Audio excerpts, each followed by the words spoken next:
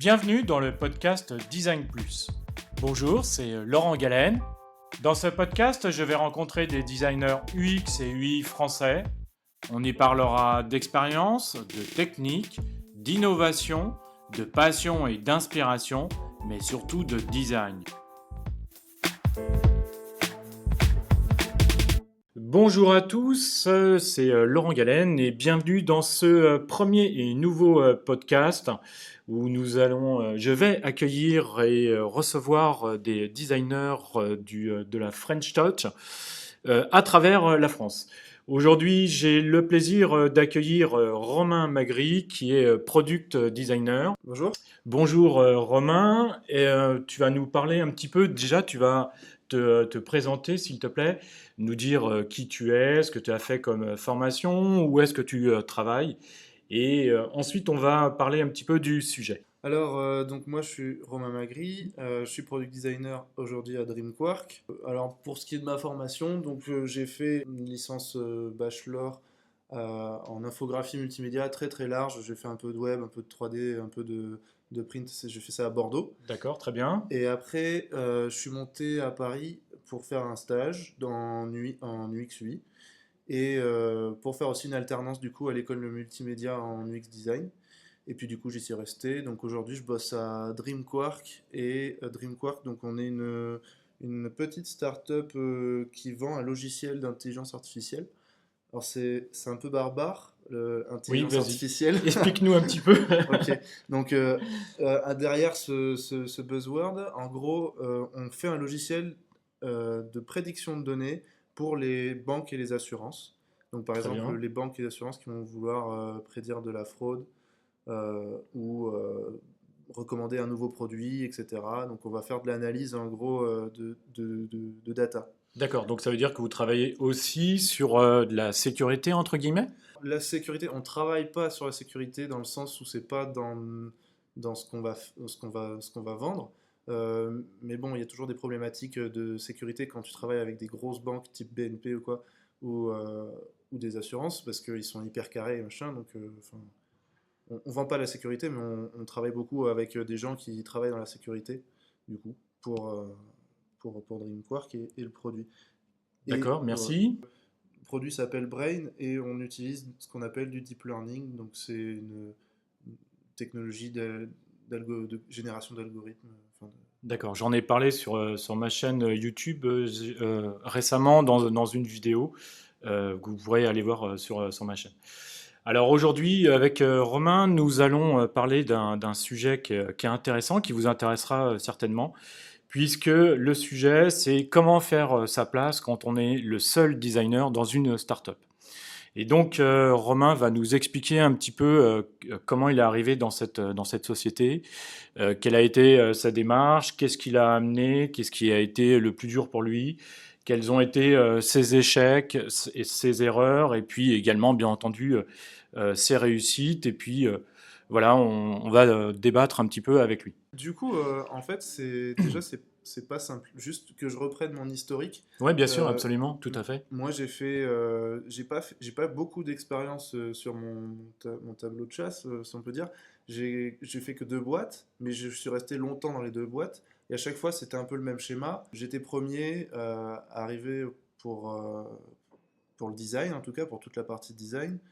Et bah, du coup, il fallait soit être confronté à une refonte, soit partir from scratch, genre depuis le départ, quoi. Et, euh, et voilà, alors ma première expérience, c'était sur un CRM assez complexe d'entreprise qui mélangeait réseau social d'entreprise, gestion de paie, gestion de business. Voilà, c'était dans une boîte qui faisait du consulting. D'accord. Aujourd'hui, je fais un produit qui est encore plus complexe parce qu'on parle d'IA, on parle de choses dont moi j'ai jamais vu à l'école, donc il faut que j'apprenne toutes ces choses-là. Et puis je crois que de toute façon, en même temps, c'est quelque chose de très nouveau. Je ne sais même Ouais. pas si les écoles le forment à ces données-là, à ces informations. Je pense qu'aujourd'hui, c'est un peu comme l'UX design en France. Ça commence tout juste à démarrer dans les écoles. Et excuse-moi, voilà, Ouais, non, non, non, continue. non, non, non, non, mais carrément. Bah, en fait, tu as déjà des formations, mais qui vont être des formations de data science, pour des ingénieurs qui sortent de grandes écoles ou quoi, comme on en a chez nous, mais enfin dans le design en tout cas, jamais on t'a dit, bah tiens, alors la datation ça marche comme ça. Donc c'est un peu, il faut se prendre par la main et aller chercher l'info par soi-même.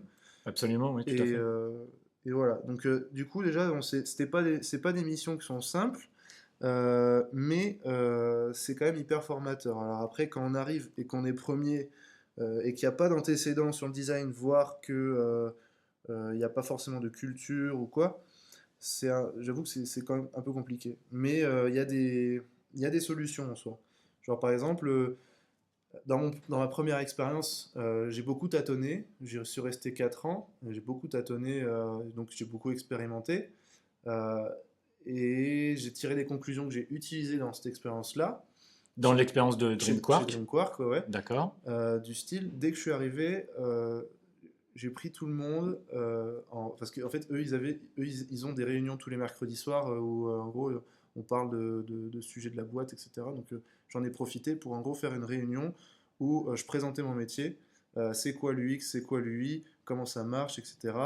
Et j'essayais de faire ça de manière à faire comprendre que, en gros, c'est le design, en tout cas comme je l'entends, c'est une démarche de travail collaboratif. Donc, on se connaît pas trop, mais on va être amené à bosser ensemble, que vous soyez commerciaux, data scientist ou peu importe. Et du coup, voilà, Du coup, pour eux, ça a été une vraie nouveauté, puisqu'ils ne connaissaient pas ce métier, ni les démarches, ni peut-être même les outils qu'il y a autour, etc. bah, la plupart oui. Donc du coup, s'introduire comme ça, je pense que c'est très important, surtout voilà pour poser des bases. Après, bien sûr, c'est un travail presque quotidien hein, enfin, d'évangéliser le design, les méthodes UX. Absolument, je suis d'accord avec toi. Faut les faire rentrer dans les process. Voilà. Enfin, je dis pas à grands coups de pied, mais Presque. non, non, non, non.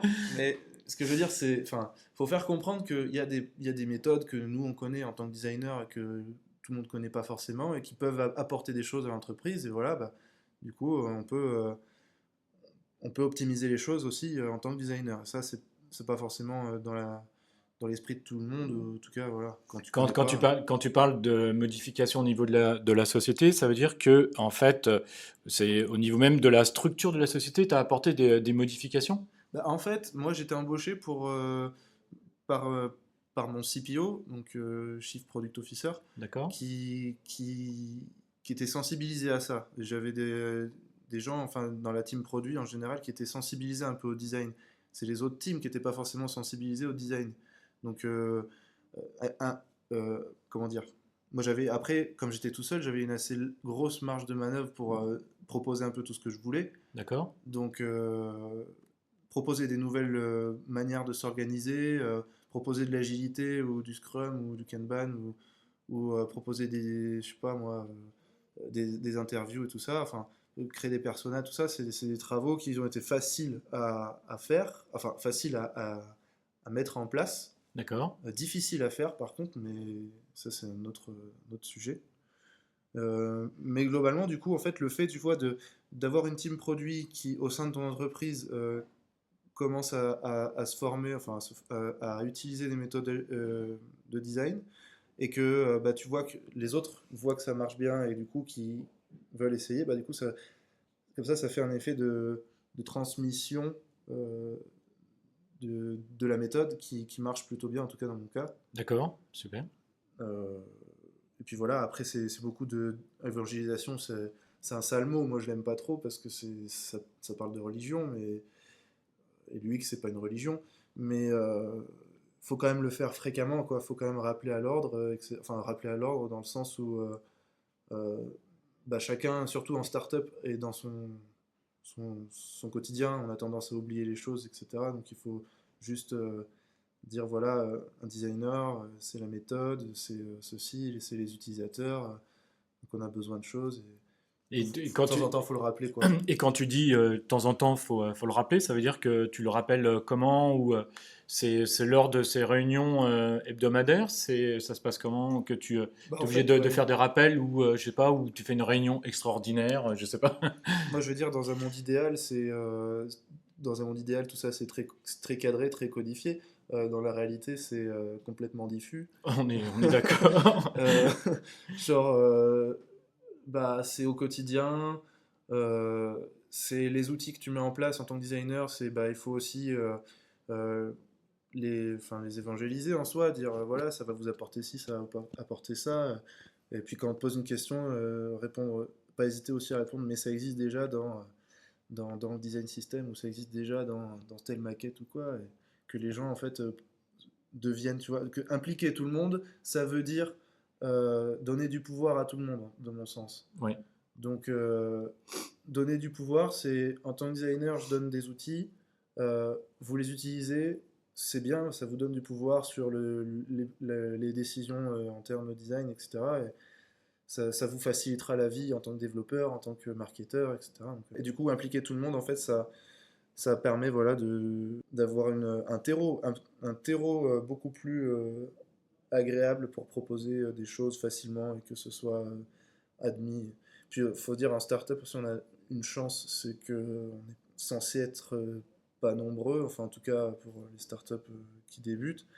Et enfin, moins il y a de monde, plus c'est facile de faire des nouvelles choses, ouais, tout à fait, ouais. de se Absolument. remettre en question, en tout cas. Donc, ça aide aussi. D'accord. Ok.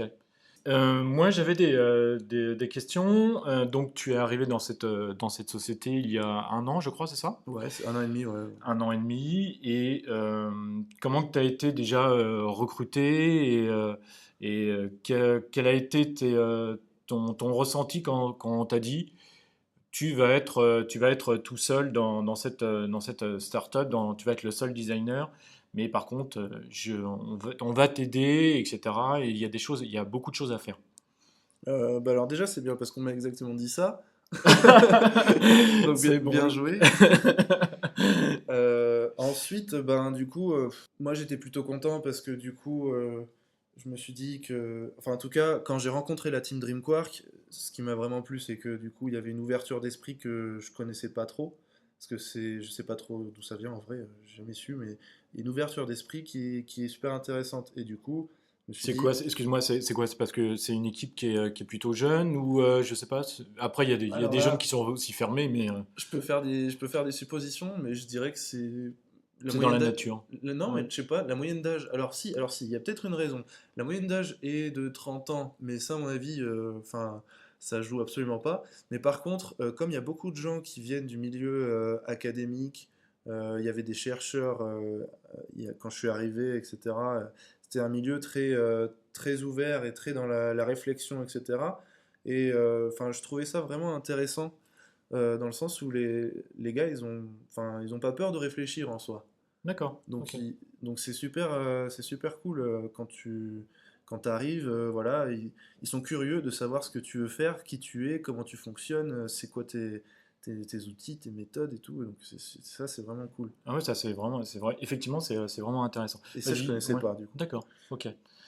Et donc, on était sur comment tu as été recruté et comment est-ce que tu avais déjà des a priori lorsque tu es arrivé et qu'on t'a dit euh, tu vas être le seul designer, mais Ah par ouais, contre, on ouais. va t'aider.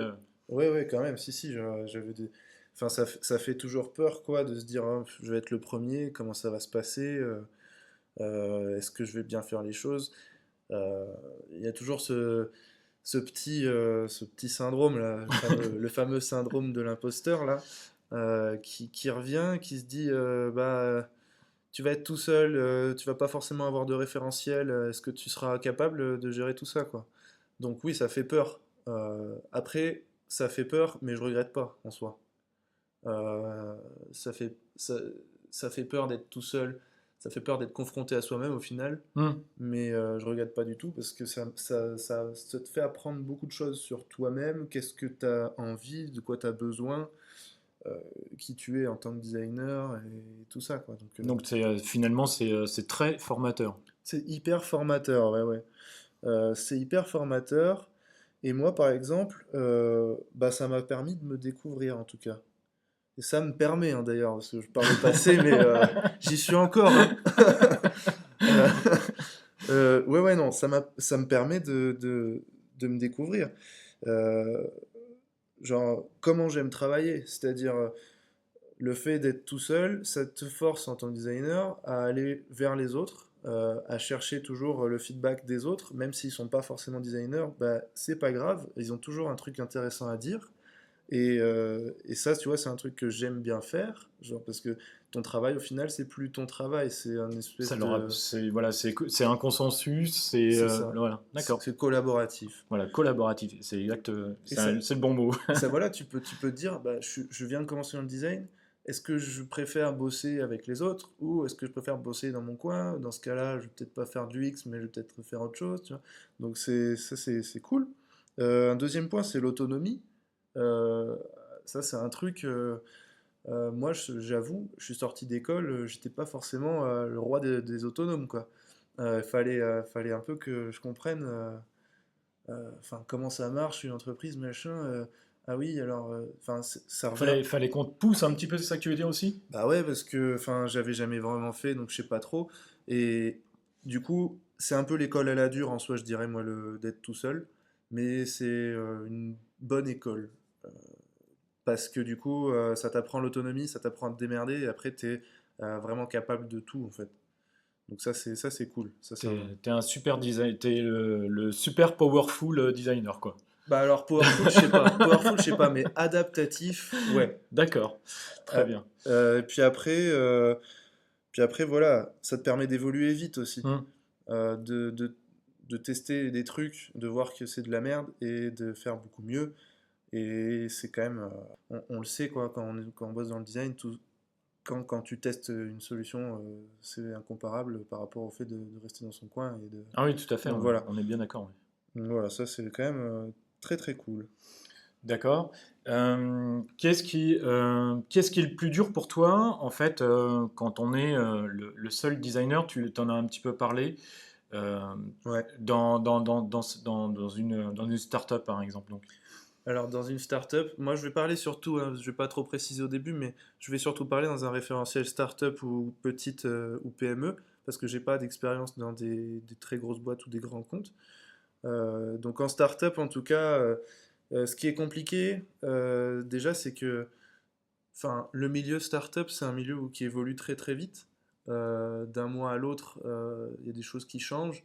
Genre, on faisait la blague entre nous, mais c'est vrai que à chaque fois que quelqu'un part, non, il y avait un collègue, à chaque fois qu'il partait en vacances, euh, on lui changeait son bureau. Mais en fait, pas parce qu'on voulait le troller ou quoi, juste parce que en fait, on réorganisait les bureaux tous les 4 matins et à chaque fois qu'ils partaient en vacances, bah, c'était à pile au moment où on réorganisait les bureaux parce que voilà, Parce qu'il y avait quelqu'un de nouveau qui était ouais, arrivé, voilà, voilà, généralement, ou ou on bosse sur une autre problématique, donc ça nécessite de reformer les équipes ou des trucs comme ça. Donc, d'accord, ok, et voilà, donc la difficulté, c'est un peu d'être soi-même flexible. Donc d'accord. d'apprendre à lâcher un peu du lest sur la méthode scolaire et à être un peu plus souple, quoi. Ça, et puis ensuite la deuxième grosse difficulté, j'en ai parlé un peu, c'est ce syndrome de l'imposteur là. Donc je vais peut-être juste expliquer vite Oui, fait. oui, oui, je veux bien, oui, que tu Ouais. nous expliques un petit peu ce que c'est le syndrome de l'imposteur et ce que toi tu mets derrière. Ok, alors du coup, le syndrome de l'imposteur, c'est un syndrome, du coup, donc on va dire que c'est, pour se vulgariser, faire très simple, c'est un sentiment où on ne se sent pas légitime d'être dans son poste, dans sa position, en tout cas sociale ou professionnelle. Par exemple, en tant que designer, j'ai l'impression que tout ce que je fais, c'est de la merde, que ça va pas marcher, c'est pas intéressant, etc. Enfin, toute cette perte de confiance en soi qui arrive pour X ou Y raison rentre dans ce syndrome-là. Et c'est marrant parce que du coup, ce syndrome-là, il n'y a pas que les designers en soi, parce que moi, je vois souvent des posts sur Medium qui parlent de ça. Le premier que j'ai vu, c'était, comment il s'appelle? Pablo Stanley. Ah, oui, Tu connais Pablo, non? le designer de chez InVision. Alors maintenant, Invision, ouais, ouais. Avant, je sais plus ce qu'il faisait, mais en tout cas, ouais. Oui, les lead designers Ouais, chez InVision, ouais. c'est ça. Hmm. Et du coup, lui, il a un petit blog sympa où il fait des dessins et il Oui, parlait de ce syndrome-là. Il en parle très très bien. Donc, si vous avez l'occasion d'aller voir son petit article là-dessus, en plus c'est un article dessiné, donc c'est sympa à lire. Et d'ailleurs, je souligne qu'il a également une chaîne YouTube qui s'appelle, je crois, Sketch Sketch, Together. ouais, Sketch Together. La chaîne YouTube est super. Il fait Hmm. pas que sur Sketch, il fait sur plein d'autres outils aussi. Oui, tout à fait, oui, absolument. Enfin Et pas, bref. pas une vision non plus. Bref, Ouais. allez. Et du coup, ouais, lui, il en parlait très bien. Euh, et ce syndrome-là, en fait, c'est casse-pied parce qu'il arrive, c'est un peu comme une ombre en fait qui nous suit. Et alors, soit tu vis avec, soit tu l'acceptes, bah, soit tu essaies de fuir, mais en fait, elle te rattrapera toujours. D'accord, donc c'est difficile de se défaire de cette ombre et de ce syndrome, en fait. C'est hyper dur, surtout quand t'as pas de référentiel dans ta boîte et que ton référentiel, c'est toi-même en soi. Alors, il y a des solutions en vrai pour ça. Euh, Moi, ma solution personnelle, et là c'est à prendre avec des pincettes parce que du coup c'est la mienne, euh, ça va être la veille. Donc, je sais pas si tu vois des fois sur LinkedIn, je poste des machins Hmm. intéressants. Je fais beaucoup de veille très très large, donc dans l'UX UI. J'ai besoin de reprendre confiance en moi par rapport à ce syndrome qui a envie de m'enlever cette confiance en moi. Donc pour reprendre confiance en moi, je vais essayer de savoir beaucoup de choses, d'accumuler plein de connaissances. D'accord, ok, je vois. Et dans ce Ok, cas-là, je donc je comprends. fais une espèce de méga veille euh, et ça marche en tout cas pour moi très très bien. Parce que du coup tu restes à jour, tu sais ce qui se passe, enfin, du coup tu reprends confiance en toi tout Donc simplement. tu sors de la bulle Ouais, de Dream Quark ouais. et du coup ça te permet de voir autre chose et d'aller voir ce qui se passe un petit peu sur Internet auprès des autres designers, Carrément. des autres communautés de design, des Slack, etc. quoi. Bah, il y a plein de communautés, genre moi voilà, les Slack, genre le Slack Flupa, Ouais, t'es ouais. dedans. Voilà, je suis dedans aussi. Ouais. Il y a le Slack Le French Designer. French Designer Club. Il y a plein de Slack. Après, il y a des newsletters aussi qui sont sympas, Hmm, genre le newsletter prototypeur qui est ouais. sympa.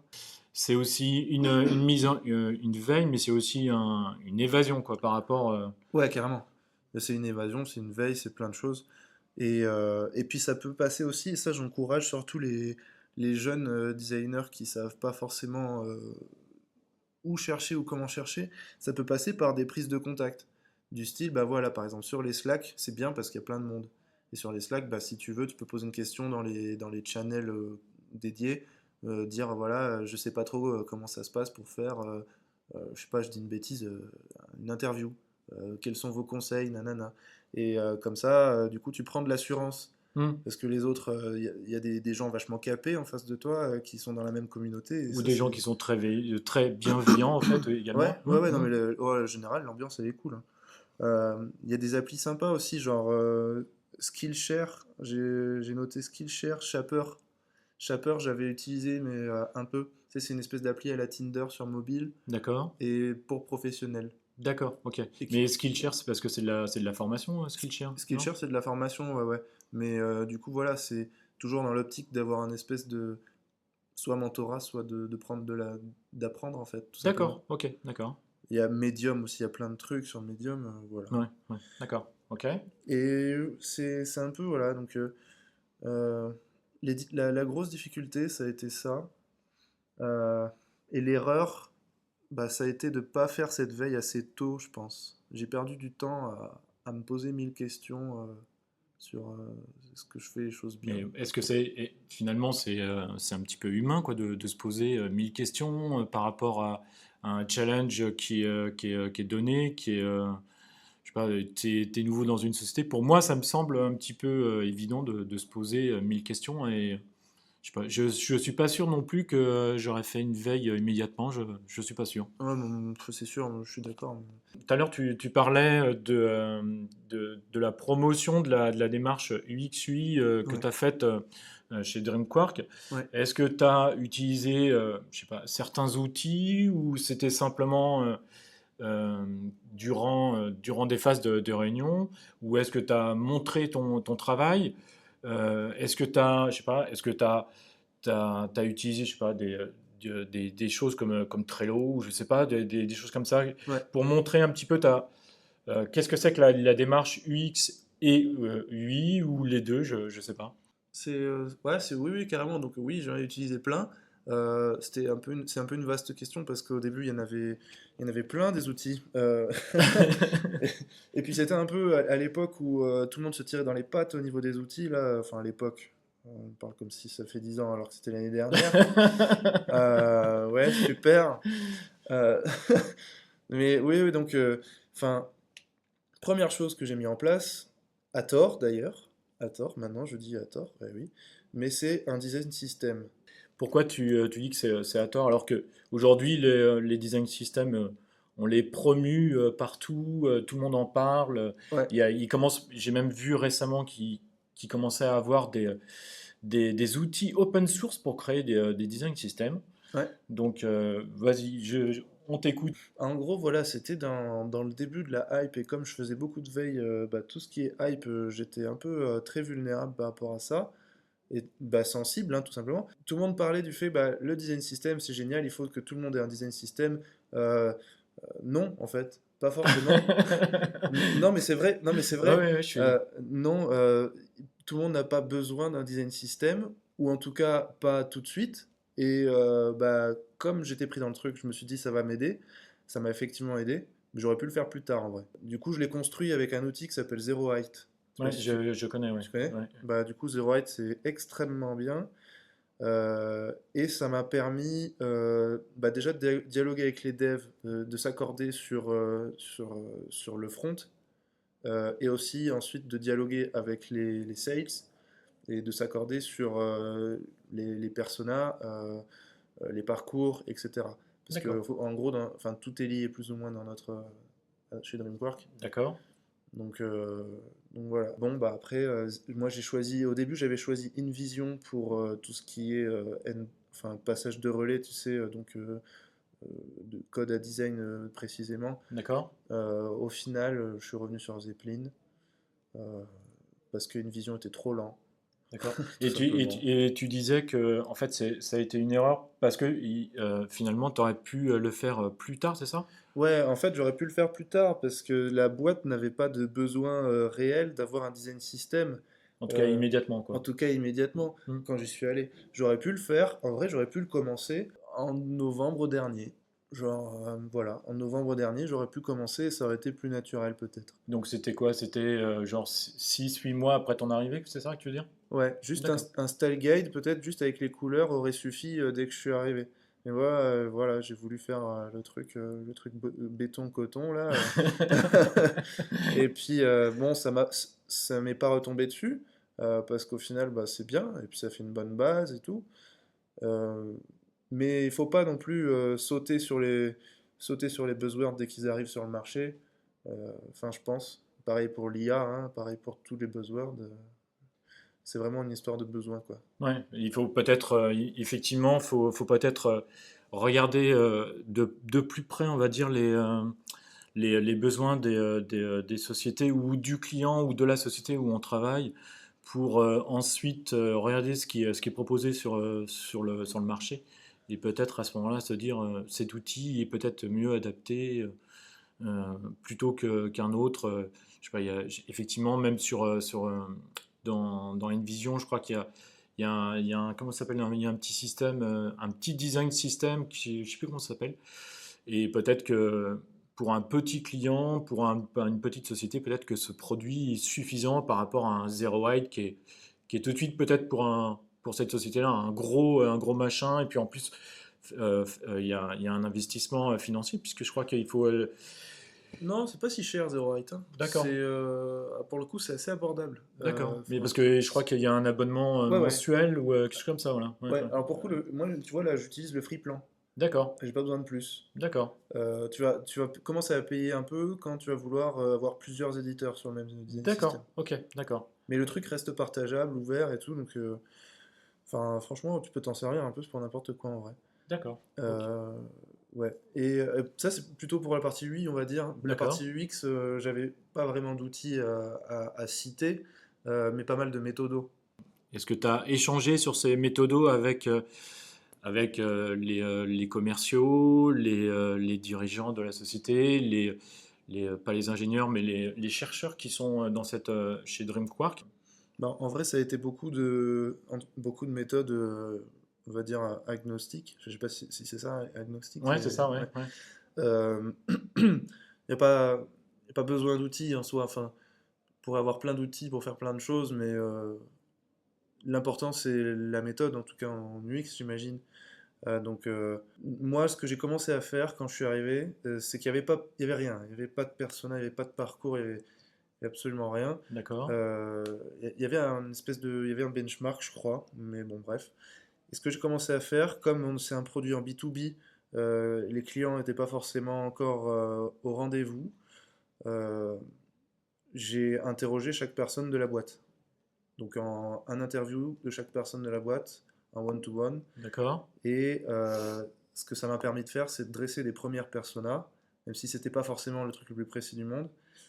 Au moins, c'était des bases sur lesquelles bosser. Et ça m'a permis, tu vois, avec chaque point de vue, avec chaque biais, par exemple, un discours de commercial, ça va pas être le même qu'un discours d'ingénieur, Absolument. bah, de les recouper, d'essayer de commencer à débiaiser un peu, d'enlever les biais personnels et tout ça, et d'avoir des personnages qui sont assez clairs. Et à partir de ça, du coup, tout a découlé. Donc, enfin, ça s'est fait assez naturellement. Beaucoup de workshops avec les gens d'ici. D'accord, donc Donc, plus des ateliers finalement ouais, que des outils que tu as utilisés, ce qui me paraît aussi logique et plus intéressant. ouais, clairement. Beaucoup de workshops très Ah différents. ouais, beaucoup? Ouais. Euh, ouais. Et j'ai des comptes rendus en pagaille. Et ce qui était intéressant, c'est qu'en fait, j'étais pas forcément à me dire, alors là, je vais faire un focus group avec telle méthode, à telle heure on fait ci, on fait ça. C'était plus macro, un peu plus libre, et du coup, ça m'a permis de tester des trucs. Des fois, on faisait de la co-conception, genre avec limite un papier et tout le monde a un feutre et nanana. D'accord. Des fois, c'était plus on trace une matrice avec deux axes, on poste des post-it, enfin je fais vulgairement, hein, mais Ouais, on ouais, poste ouais. des post-it, après on va noter dessus avec des points. Enfin, c'était assez libre et du coup, c'était plutôt intéressant parce que ce qui en ressortait chaque fois, c'était des trucs pertinents. Parce que du coup, je pouvais adapter le workshop plus ou moins à chaque sujet. D'accord, ok. Le fait que tu dis qu'il y a eu beaucoup de workshops, puisque si... Ouais, mais c'était souvent tu sais, tu commences une nouvelle brique, tu sais pas trop forcément où tu vas, donc tu vas essayer de cadrer tout ça, puis tu vas essayer de creuser, etc. Alors, mon seul regret, c'est que du coup, on a commencé à intégrer des utilisateurs, soit quand je commençais à arriver, quand j'arrivais à Dreampark, pardon, il n'y avait pas forcément beaucoup d'utilisateurs, et du coup, bah, fallait toujours faire par discours rapporté. Hmm, Petit à petit, ça s'est amélioré, je me suis intégré bah, des fois dans les salons, des fois dans les réunions clients, trucs comme ça. Donc ça, c'est vraiment super intéressant. C'était pas forcément naturel dès le départ.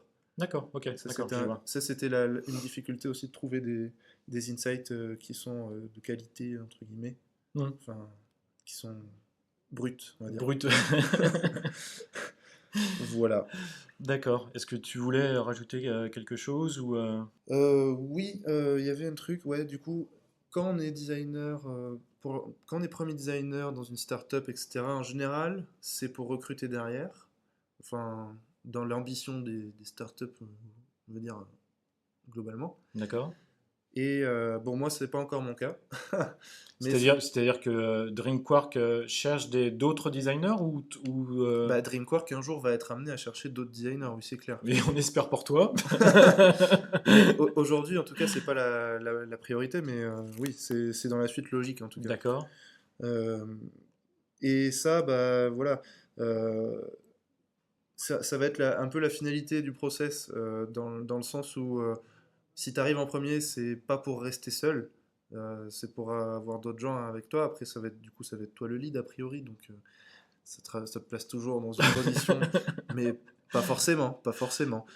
Et il y a un gars qui en parle très très bien, bah, le product designer de Lydia, s'appelle Félix Lepoutre. D'accord, je connais le nom. Il Ouais. a fait un article qui s'appelle Être le premier designer dans son expérience. et qui traite très très bien de cette finalité-là, de comment embaucher. Après, il y a aussi, comment elle s'appelle? Everroad, Everroad, ouais, d'accord, et la product designer s'appelle Léa Mendes, d'accord, ok. et qui elle aussi a fait pas mal de... J'avais vu un meet-up d'elle à Algolia qui expliquait comment elle avait construit sa team. C'était super intéressant, c'était par rapport à un schéma, enfin je vous invite à aller voir. D'accord, donc toi, tu commences déjà à anticiper ce moment, en fait, c'est ça que tu veux nous dire? Ouais, clairement, et puis de toute façon, les autres le disent mieux que moi, mais il il faut, à mon avis, avoir un petit coin de sa tête qui pense déjà à l'avenir, à comment scaler, comment mettre des outils qui sont capables de scaler, donc de grandir, genre Zero Height, qui peut faire office de limite de traitement de texte pour commencer, et ensuite enfin, aller beaucoup plus loin dans le design system et tout ça. Euh, des process pour scaler, par exemple des process agiles, enfin nous on fonctionne comme ça. Il faut penser à ça quand on arrive, il faut ça le mettre en place à mon avis très tôt, parce que c'est pas forcément comme ce que j'ai fait pour mon design system, c'est-à-dire c'est pas forcément une suivi de hype, je sais pas si on peut dire ça autrement, mais c'est plus de l'anticipation. D'accord, ok. Par rapport à ton expérience de designer, de seul designer donc chez DreamQuark, Ouais. qu'est-ce que tu retires de cette expérience aujourd'hui? Ça m'a fait grandir en soi, en tant que designer et puis en tant que personne. euh, D'avoir le nez dans sa propre merde, je sais pas comment le dire, Ouais. et, et, de trouver des solutions pour résoudre tout ça, et euh, faire beaucoup de veille, ça m'a aidé aussi, bien sûr, mais genre, être dans ce contexte, d'être seul, je pense que c'est une très bonne occasion, une très bonne opportunité de, rapidement grandir. Alors c'est, comme je disais, c'est un peu l'école à la dure, mais à condition d'être ouvert, à condition de rester ouvert et humble, ça peut rester qu'un bon chemin, quoi. D'accord, j'avais justement une question par rapport à ça. C'était, d'après toi, quelle qualité humaine il faut pour travailler seul dans le design, dans une société, à part ce que tu viens de nous dire, d'être humble, ouvert. Est-ce que tu vois d'autres qualités importantes qui sont nécessaires? Bah, du coup, ouais, alors être ouvert, ça reste une base. Enfin, il faut forcément être ouvert quand on travaille dans le design, en tout cas de l'UX, j'imagine, parce que les autres, je sais pas. Euh, L'humilité, c'est hyper important. Moi, j'ai toujours, le fait aussi, j'en ai pas parlé, mais le fait d'être tout seul, on a tendance à avoir peur de son propre ego. De se dire, mon ego, parce que je suis seul designer, je possède les clés du design, et donc c'est moi qui connais la bonne solution et tout ça. Ça, c'est une erreur. À mon avis, il faut vraiment casser, mais exploser, enfin Détruit. atomiser. Il faut vraiment atomiser tout l'ego qu'on peut avoir en tant que créatif en général, et écouter un peu ce que les autres ont à dire, parce que enfin c'est quand même une base, quoi, si on veut rester dans un bon mindset. L'humilité, déjà, c'est un très grand pas, quoi. C'est hyper compliqué, et c'est une très bonne chose si on arrive à l'atteindre. Toujours rester positif en soi, ne pas être fermé à la critique. Enfin, ça va paraître basique, mais Hmm. on peut avoir en tendance à être, comment dire, pas résigné, mais si, bah résigné, ouais, enfin, à être un peu pessimiste, ou trop pragmatique ou trop critique, et pas forcément être ouvert aux nouvelles idées, etc. Donc ça rejoint un peu l'ouverture, mais enfin, voilà, faut rester positif, toujours prendre ce qu'on nous dit avec bienveillance, la bienveillance du coup. Ouais. Important en UX, oui. Ouais, la bienveillance, et puis voilà, enfin, des choses qu'on entend un peu partout, ouais, j'ai pas de recette miracle là-dessus. D'accord. Bon, on aurait bien aimé la recette miracle de mamie, mais non, elle n'est pas là. Bon, ce n'est pas grave. J'espère que d'autres pourront nous dire peut-être s'il existe ou pas une recette miracle. Bah alors pour le coup, je pense que moi aussi je suis très curieux de l'entendre, parce que je pense pas qu'il y ait de recette miracle à part être juste bienveillant et ouvert, quoi. C'est pas. Ou alors si on peut dire que c'est ça la recette. C'est peut-être celle-là. Ok, bref. Alors, tout à l'heure, tu nous parlais un petit peu des erreurs que tu as commis par rapport à à cette création du design system. Est-ce que, de façon globale, est-ce que tu as commis certaines erreurs et que tu voudrais partager avec nous? Je parlais tout à l'heure de l'ego, comme quoi c'est pas bien tout ça. Ben, l'une de mes erreurs, ça va être d'y être rentré en fait, parce que du coup, il y a des périodes de ce travail à Dreamquark euh, qui ont été enfin, un peu compliquées pour moi, parce que du coup, je retombais dans ces travers-là. Euh, mais l'avantage, c'est que dès que je tombais dans ces travers-là, bah, la remise en question, elle était peut-être un peu dure, mais elle était nécessaire. Et du coup, c'était direct, ça partait en point avec la personne concernée. Qu'est-ce que j'ai mal dit, qu'est-ce que j'ai mal fait. Faut pas forcément être dans l'autoflagellation, mais ouais, forcément, il y a des fois dans l'année où je suis retombé, où les résolutions, bah, on les oublie un peu. Et du coup, c'est mal. Ça fout la merde. Autoflagellation. Ça fout la merde. En vrai, ça fout la merde dans ton travail. Ça fout la merde dans l'organisation, etc. Donc il faut vraiment. Ça serait bête et ça serait faux de dire que on est tous parfaits et qu'on retombe jamais dans nos travers. À mon avis, enfin, on est tous humains, quoi. C'est juste, faut bien garder en tête ça. Il faut bien se remettre en question de temps en temps et, retourner, revenir les pieds sur terre, c'est très important quand on bosse tout seul. Parce qu'il n'y a pas d'autre, y a pas d'autre choix pour retrouver le bon mindset, etc. Donc voilà. D'accord. Le pendant serait quelle réussite, on peut peut-être le mettre au pluriel, es-tu fier aujourd'hui que tu as accompli chez DreamQuark? Je pense que mes plus grandes réussites, ça va être d'avoir fait comprendre à tout le monde dans la boîte que le design, c'était important. Tu sais, dans un milieu, tu sais, Très techno. l'IA, ouais, Ouais, l'IA, ouais. la data science, en général, il n'y a pas beaucoup de designers qui bossent dedans. Il n'y a pas beaucoup de besoins aussi, peut-être, mais ou quoique. Mais voilà, enfin, du coup, je suis content d'avoir fait comprendre à mon CEO, à ma boîte, etc., que le design, du coup, ça avait une valeur business, que ça avait un intérêt aussi en interne. Et, et voilà, ça, je pense que c'est cool. Je pense aussi, mais du coup, ça c'est un travail de tous les jours, avec la méthode, etc., j'ai amené une certaine rigueur dans les process qui avait, qui avait pas forcément. Et C'est-à-dire que les méthodes avant que tu arrives ou avant que tu les installes c'était des méthodes qui étaient plutôt dispersées ou diffuses, et puis toi, tu as amené cette rigueur. ouais, c'est un peu ça, ouais. La rigueur, surtout dans la team, surtout dans le produit en tout cas.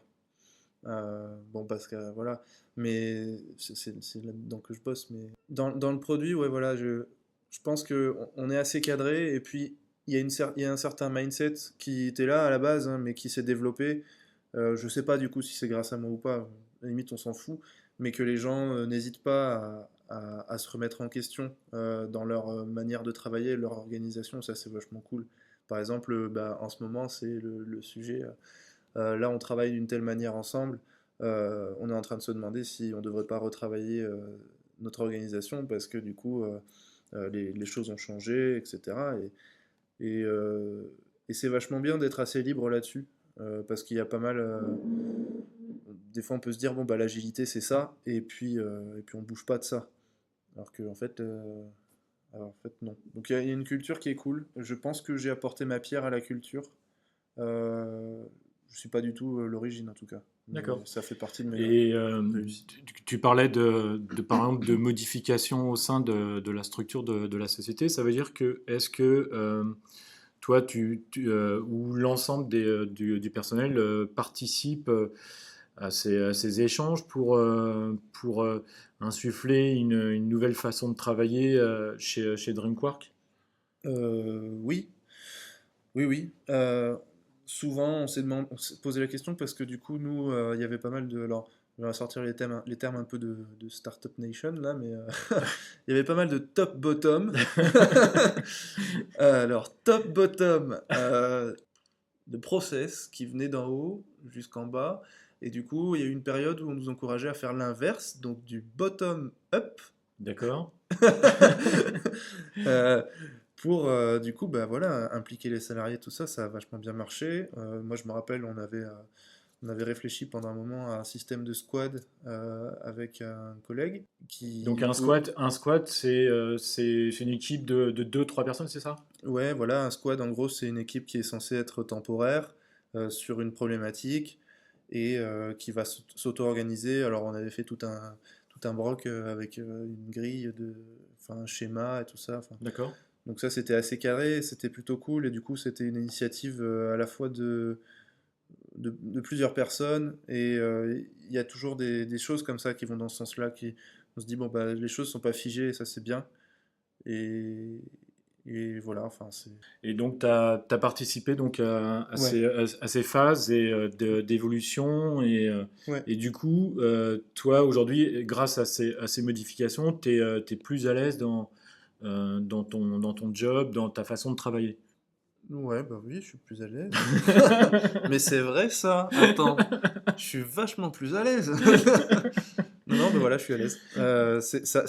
Ça aide au quotidien, quoi. C'est pour ça aussi que j'aime bien bosser avec les startups. Enfin, ça c'est personnel, on s'éloigne un peu du sujet, mais enfin, c'est surtout le côté adaptabilité, enfin Hmm. adaptatif du coup. Ouais, Euh, et voilà, ne pas avoir peur de changer les choses, c'est important, quoi. d'accord. Donc, ça voudrait dire que demain, si tu quittes Drinkwork, par exemple, ça voudrait dire que tu favoriserais de recommencer dans une autre startup plutôt que d'aller vers un grand compte ou une agence de com où il y a déjà 15 designers ou des choses comme ça. Ah oui, oui, oui, complètement.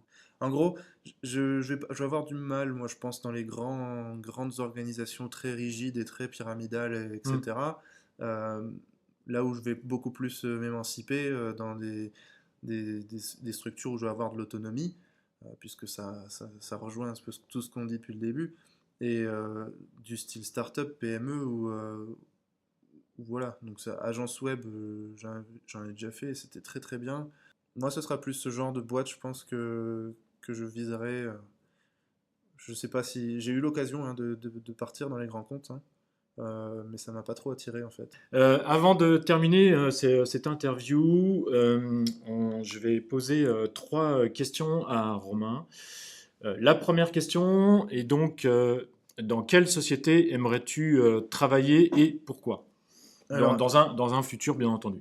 alors en vrai, je saurais pas trop te dire pour une société précise. Enfin, il y en a plein des sociétés, mais en gros, le schéma de la société que j'idéalise, dans laquelle je veux bosser, pas très très bien formulé cette phrase, mais bon, ce serait, bah, comme je disais, donc une petite structure avec un bon mindset très ouvert, des gens qui ont pas peur du changement en fait, qui ont une belle ambition aussi, bien sûr, et qui ont en gros une idée en fait intéressante. Moi, ce qui va m'intéresser dans les boîtes avec lesquelles je collabore, ça va pas être forcément les choses classiques, je sais pas, combien tu veux, nanana. Ça va être, est-ce que déjà le but de la boîte, il a lieu d'être?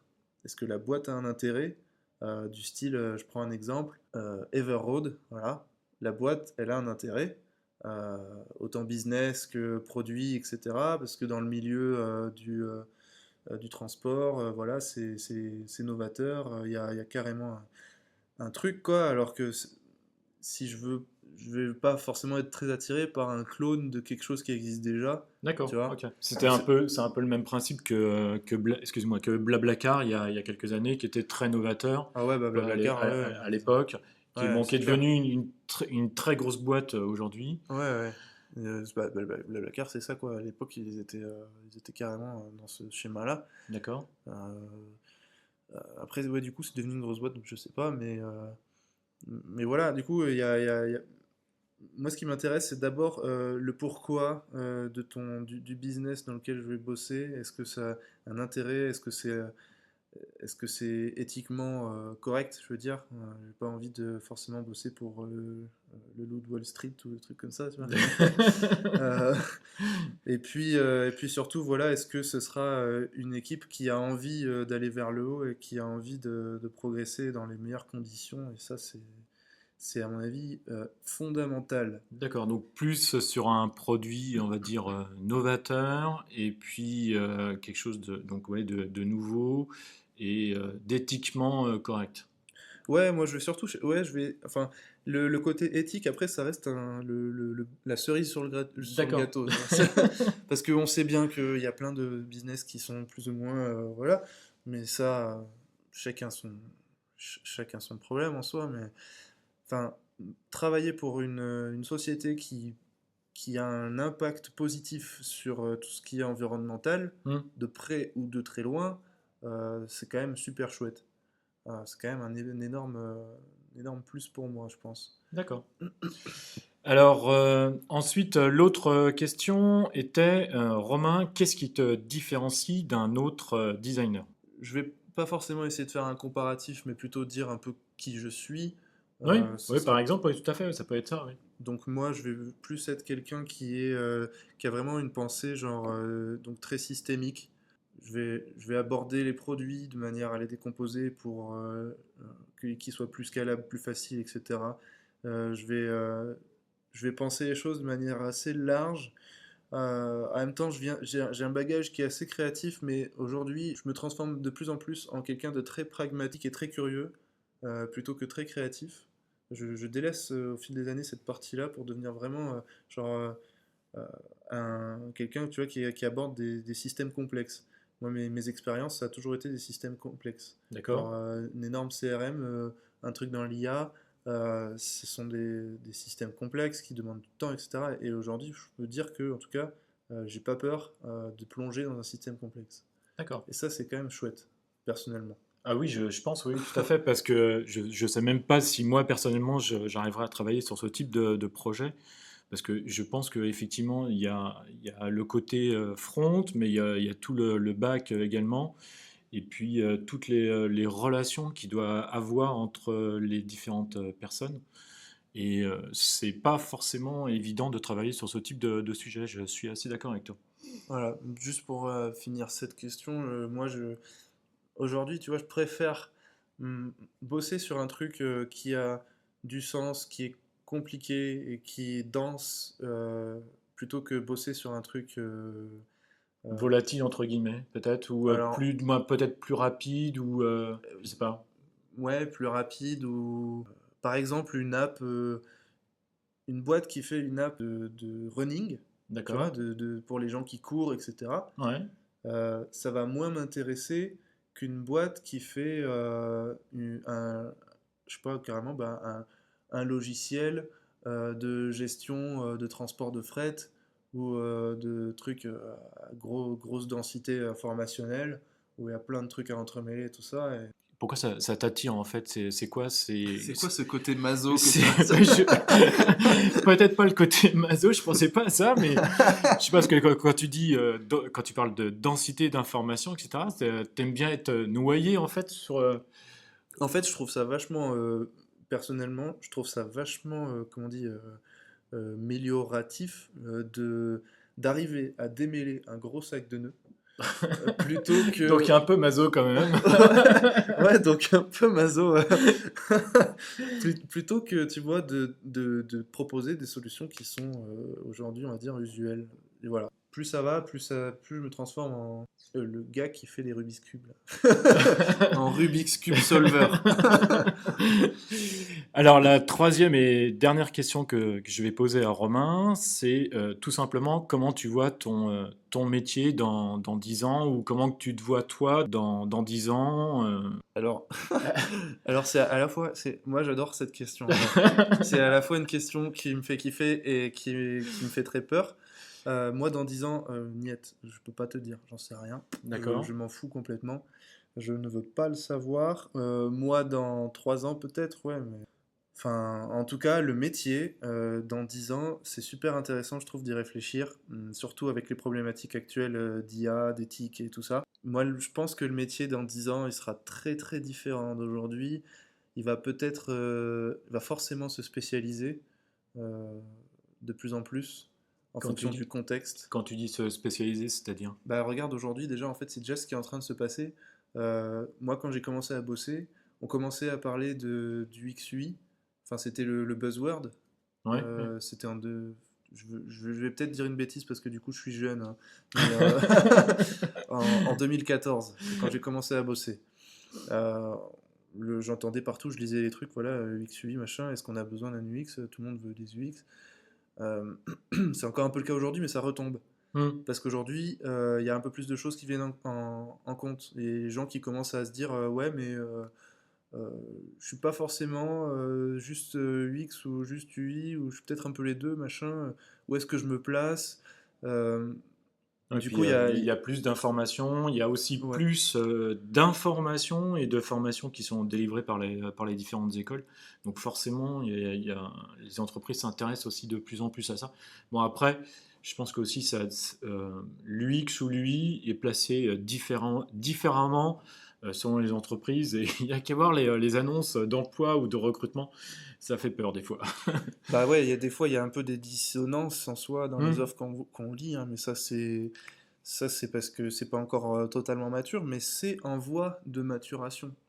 Quand tu vois qu'aujourd'hui on parle de product design en plus du UI et du X design, euh, Alors que le mot est récent en plus, en tout le cas mot, dans le vocabulaire, le mot, dans le vocabulaire du designer français, oui. ouais ouais, Hmm. le mot est récent, et puis en plus je suis même pas sûr que ce soit le bon mot. Moi, je suis resté un bon moment comme beaucoup de designers à mon avis, dans un doute existentiel, genre mais qu'est-ce que je suis? Est-ce que je suis UX? Parce que en fait je fais ça, mais je fais aussi un peu d'autres trucs et tout ça. Donc enfin, tu vois, et aujourd'hui on a un espèce de scope assez large. Il y a une étude de designer interactif de cette année ou de l'année dernière, je sais plus, qui est super intéressante, qui parle de ça, qui dissocie assez bien les métiers, je trouve. Il y a du coup le gars, lui designer, l'UX designer, on parle aussi d'UX researcher, Hmm. on parle de product designer, on parle de designer interactif, on parle de plein de types de métiers comme ça qui s'entrecoupent, mais du coup qui se spécialisent. Et dans 10 ans, je pense que ce sera pire, hein, enfin, pire, ce sera mieux, ce sera plus clair en tout cas. C'est-à-dire, tu veux dire plus découpé ou plus regroupé? Bah, je pense que ce sera plus. Alors, je sais pas si ce sera plus découpé, regroupé, parce que ça, c'est un peu faire Madame Irma, mais, mais je pense que ce sera en tout cas plus clair. D'accord. Parce que la profession aura acquéri un peu plus de maturité et ce sera chouette. Peut-être qu'il y aura de nouveaux métiers hein, qui seront, je sais pas moi, designer. Aujourd'hui, on en a, genre designer VR, interface VR, c'est pas du tout le Absolument. même délire que. Non, non, c'est absolument tout à fait. Même je suis même personnellement, moi j'ai vu des annonces, par exemple, pour être designer d'applications mobiles. Effectivement, comme le disait Romain, si on prend une application de running, c'est pas du tout le même délire que d'aller travailler chez Ubisoft ou voilà, dans le gaming qui n'a absolument rien à voir. Quand on ne demande pas du tout la même expérience, Carrément. ça n'a plus rien à voir, quoi. Ouais, après, comment je le vois aussi, je pense qu'il y aura une petite couche d'IA. J'en ai parlé un peu là sur LinkedIn. Bah moi, c'est un peu mon credo parce que du coup, je poste dedans. Voilà, ça me fait kiffer. Euh, mais du coup, je pense que il y aura plus d'implication de l'IA dans nos métiers, du style. On voit déjà aujourd'hui qu'il y a des outils qui commencent à nous simplifier la vie. L'Immemorial, Bataille, Sketch, InVision, euh, Framer, Figma, là. Adobe Peut-être XD, Adobe etc. Ouais. XD, oui, Mmh. oui, oui, oui, Adobe XD, bien sûr. Euh, Enfin, ça va sans doute s'empirer avec une surcouche d'IA. Peut-être que les IA, du coup, seront capables de nous mâcher un peu le travail au niveau UI. Euh, Ça serait quand même chouette. Je pense que les outils vont évoluer dans ce sens-là. En tout cas, si on, si on, si on se fait pas tous péter avant, mais ça, c'est une autre histoire. Mais du coup, ouais, ouais, je pense que ce sera plus d'automatisation, plus de maturité et, et plus du coup, plus de temps pour la réflexion pour nous, designers. Je suis assez d'accord. En tout cas, j'aimerais bien. Enfin, pour conclure cette interview, la question que je voudrais poser à Romain, c'est si tu avais un seul conseil à donner à nos auditeurs, quel serait ce conseil? Par rapport à ton expérience, bien sûr, de designer, de seul designer dans une startup. Je vais faire juste quelques points, juste comme ça. Mon premier conseil, ça va être de déconstruire cet ego qu'on nous apprend pas assez à déconstruire en école, je trouve. Et ça, c'est bien dommage. Euh, Moi, j'aurais adoré qu'on nous explique voilà, il faut faire des exercices, il faut comprendre cette histoire d'ego pour essayer de la mettre de côté et d'écouter, etc. Donc, ça, déconstruire toute cette histoire d'ego, arriver sur le terrain avec l'esprit clair, avec une bonne ouverture d'esprit et pas avoir peur de bosser seul. euh, Au début en tout cas, dans des expériences qui vous donnent beaucoup d'autonomie et que vous n'avez pas forcément l'assurance pour prendre cette autonomie, bah, prenez-la quand même parce que du coup, ça vous apportera plein de choses. Alors, vous allez galérer, mais vous allez galérer dans le bon sens du terme, dans le sens où on apprend de ses échecs. Donc, c'est des super expériences. Moi, je les conseille à tout le monde. Si, enfin, si vous avez des occasions comme ça, franchement, foncez. Est-ce que pour conclure cette interview, tu voudrais rajouter quelque chose ou compléter quelque chose voilà, qu'on n'aurait pas dit durant cette heure? Ce que je peux dire, c'est, pour conclure un peu tout ça, donc ne pas, ouais, ne pas avoir peur, bosser tout seul, c'est compliqué, on va pas se le cacher, mais c'est intéressant, c'est très intéressant, ça fait évoluer énormément. Je pense qu'il y en a plein qui sont dans mon cas. D'ailleurs, j'en ai parlé à un gars récemment sur French Designer Club. Bosser seul, c'est un truc qui peut faire peur, mais c'est quand même une énorme expérience, je pense. C'est un bonus non négligeable. Ouais, bah du coup, un petit mot de la fin, peut-être un peu sérieux. Euh, Pensons à l'éthique, c'est important. Incluons tous des process un peu plus humain-centrés, centrés autour de l'humain, plutôt que utilisateur-centré ou client-centré. Ce serait quand même chouette. Euh, Faut pas avoir peur aussi d'aller vers les autres quand on sait pas. Moi, je pense qu'il n'y a pas de sous-question, surtout quand on est largué. Euh, Enfin, j'ai jamais par exemple envoyé bouler quelqu'un sur LinkedIn qui me demandait des conseils sur X ou Y parce que moi, j'imagine que si j'avais été dans leur cas, j'aurais bien aimé qu'on me réponde. Donc, non, non, mais c'est super important quand on débute, quand on commence, d'avoir les bons outils. Donc, n'hésitez pas à faire votre propre expérience de travailler seul et n'hésitez pas à aller vers les autres si vous avez des problèmes. Eh bien, merci beaucoup Romain pour cette longue et première interview. Merci. J'étais très content de cette interview. Moi aussi. Eh ben, merci beaucoup. Voilà, j'espère que cette interview avec Romain Magri vous aura plu. Si c'est le cas, n'hésitez pas à mettre un grand pouce en l'air, à partager cette interview autour de vous, à en parler. Voilà, il y a un nouveau podcast sur le design et sur les French designers. Voilà, merci encore Romain pour cette interview. Merci. Et puis donc très bientôt pour une prochaine interview. Salut. Merci d'avoir écouté Design Plus, le podcast français sur le design UX et UI. Je vous donne rendez-vous prochainement pour un nouvel épisode.